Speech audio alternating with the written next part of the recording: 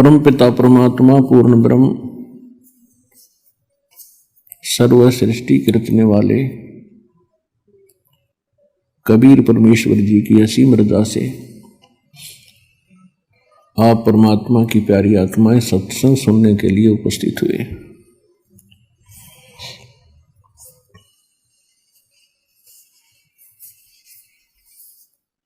आज का जो सत्संग समागम है एक विशेष दिन के उपलक्ष्य में ये किया जा रहा है। ये फाल्गुन मास की द्वादशी वो शुभ दिन है। इस दिन परमात्मा सतलोक से चलकर आए थे और अपनी प्रिय आत्मा आदरणीय गरीबदास साहिब जी गांव छुडानी जिला झज्जर हरियाणा वाले को ये खेतों में जंगल में मिले थे। एक जिंदा महात्मा का रूप परमेश्वर बनाए हुए थे।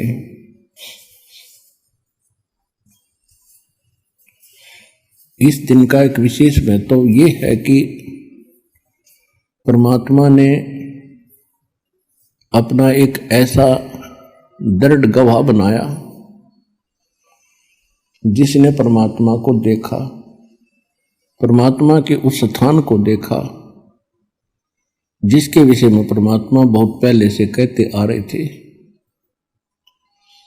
कि एक ऐसा स्थान है जहां कोई दुख नहीं, कोई रोग नहीं, कोई कष्ट नहीं, कोई टेंशन नहीं, किसी चीज का अभाव नहीं, वहां वृद्ध अवस्था नहीं, मृत्यु नहीं। लेकिन हमने जो अज्ञान ग्रहण कर रखा था उसके आधार से हम परमात्मा के उस विचारों पर, ज्ञान पर हम विश्वास नहीं कर पाते थे। तो फिर परमेश्वर ने अपने कुछ गवाह बनाए ताकि ये मेरी गवाही दे, आंखों देख कर प्रमाणित करे, जिस कारण से आने वाले समय में मेरे बच्चे मुझे पहचान लें और इनका युगों का कष्ट मिट जाए। असंख्य जन्म हो गए हमको इस काल के जाल में, जन्म और मृत्यु में। जब हम अन्य प्राणियों के शरीरों में होते हैं, पशु पक्षी जलचर, तो उस समय तो महाकष्ट होता ही होता है और कभी भूल भटक कर हमें मनुष्य जीवन प्राप्त हो जाता है। तो इस मनुष्य जीवन में भी हम महादुखी होते हैं क्योंकि हम शुभ कर्म नहीं कर पाते जो शास्त्र अनुकूल साधना के होते हैं। क्योंकि हमें जो ज्ञान दिया जाता है वो शास्त्र विधि त्याग कर मनमाना आचरण बताया जाता है जो सभी सदग्रंथों के विपरीत होता है। और फिर लंबे समय तक उसी प्रक्रिया में हम रहने के कारण उसको फाइनल मान लेते हैं क्योंकि अपने समुदाय के लोग सभी वही कर रहे होते हैं, जिस कारण से किसी को कोई ऑब्जेक्शन नहीं होता और ना ये शंका होती कि हम गलत कर रहे हैं।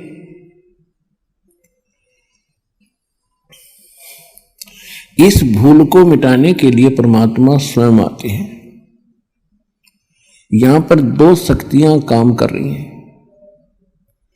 एक तो असंख्य ब्रह्मांड का मालिक है कबीर भगवान, जिसको मुसलमान भाई अल्लाह अकबर कहते हैं, हम उसे कबीर साहिब कहते हैं। अल्लाह माने साहिब, अकबर माने कबीर, ये बोलने का अंतर है बस।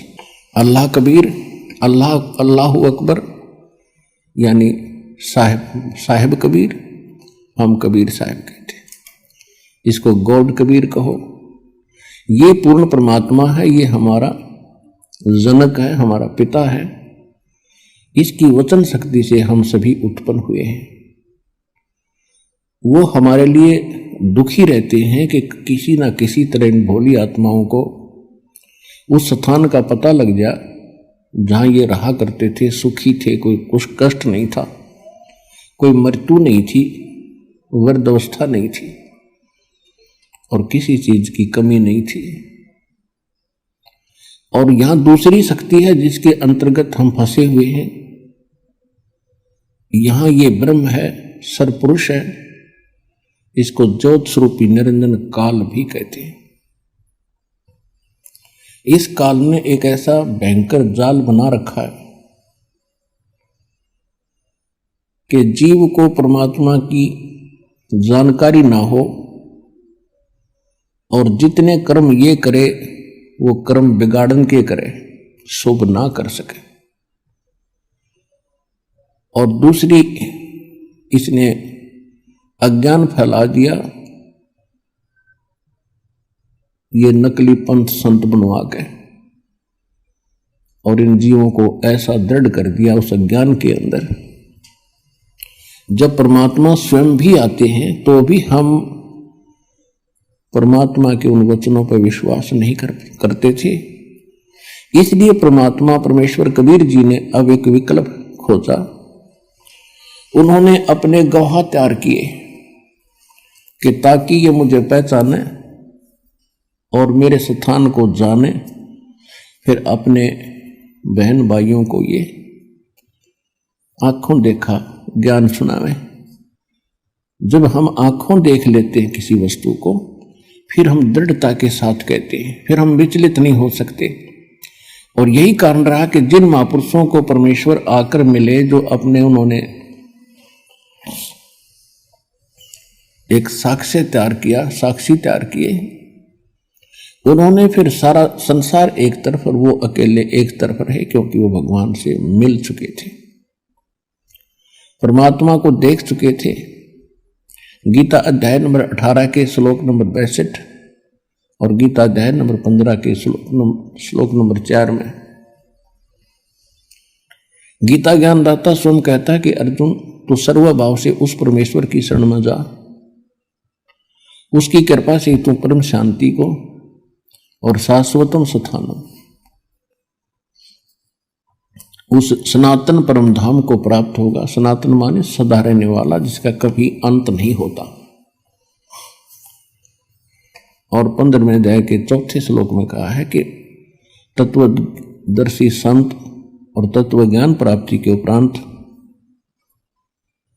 परमेश्वर के उस परम पद की खोज करनी चाहिए, जहां जाने के बाद साधक फिर लौटकर संसार में कभी नहीं आते। और गीता ज्ञानदाता कहता है कि मेरी भी साधना त्याग कर केवल एक उसी की भक्ति करो। अब इसने परमात्मा के डर से ज्ञान कुछ सदग्रंथों में तो सही दे दिया, लेकिन अपनी प्रेरणा से ये संत भेज गए, आचार्य और शंकराचार्य भेज गए। इसने अपने सदग्रंथों के यानी सिलेबस के विपरीत पढ़ाई पढ़ा दी, और वो फिर एक लोक वेद बन गया। हजारों वर्षों से हम उसी को सुनते और सुनाते आए। उस अज्ञान को हटाने के लिए परमेश्वर को स्वयं आना पड़ता है।